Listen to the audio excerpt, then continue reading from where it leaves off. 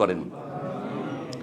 আল্লাহর সাথে যদি সম্পর্ক খারাপ হয়, আল্লাহকে যদি ভুলে যান, কারণ আপনি জ্ঞান অর্জন করেননি, জ্ঞান চর্চা করেননি। আল্লাহ বলছে ওয়ালা তাকুনু কাল্লাযিনা নাসুল্লাহ, ওদের মতো হয়ে যেও না যারা আল্লাহকে ভুলে গেছে। কাফেররা আল্লাহকে ভুলে গেছে, আপনারা জন্মসূত্রের মুসলিম তাও আল্লাহকে ভুলে গেছে। আল্লাহর কথা আপনার দেমাগেই থাকে না।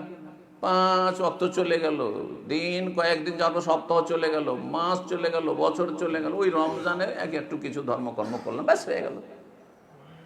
যদি এইরকম ভুলে যাও যে 11 মাস আল্লাহকে ভুলে থাকলে, তাহলে আল্লাহ কি করবেন? ফাআনসাহুম আনফুসাহুম, আল্লাহও ভুলিয়ে দেবেন তোমাদের। আল্লাহ ভুলে যাবেন, আল্লাহ উপেক্ষা করে। ভুলে যাও মানে আল্লাহ তো ভুলেন না।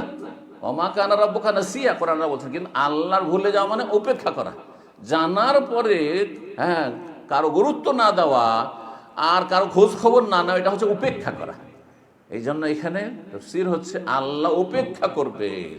জি, ওয়াকাযালিকা আল-ইয়াওমা তুনসা, তুমি ভুলেছিলে দুনিয়াতে, আজকে তোমাকে ভুলে যাওয়া হয়েছে, মানে তোমাকে উপেক্ষা কর, তুমি উপেক্ষিত আজকে হাসরের মাঠে।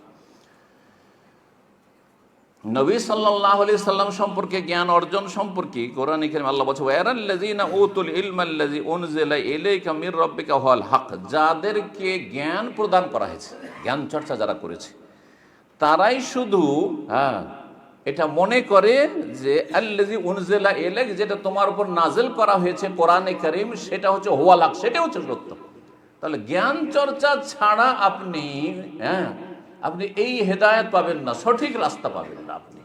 আর এই রাস্তা যদি কোরআনের রাস্তা না পান, তাহলে জান্নাত কখনো যেতে পারবেন না। জি, কোরআন হচ্ছে হাবলুল্লাহ, আল্লাহর রশি।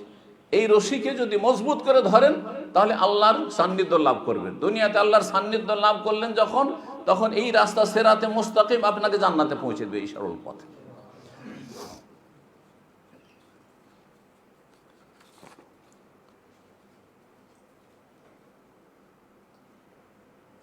মানুষ যখন জ্ঞান চর্চা করে, তখন